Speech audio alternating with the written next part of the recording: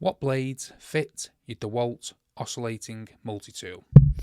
Now, this is the easiest one to fit, and it's what comes with your DeWalt Oscillating Multi-Tool. It's so easy to fit. You just press this down, make sure this is flat,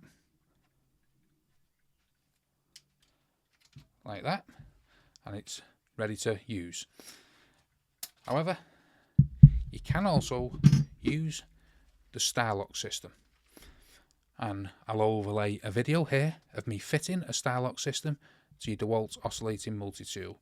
So if you've got a toolbox full of Starlock oscillating tools, don't worry, you can actually use them on your DeWalt Oscillating Multi-Tool. So hopefully you found this video helpful, and it lets you know that you can use any type of attachment. If it does, smash that like, smash the subscribe, and thank you for watching.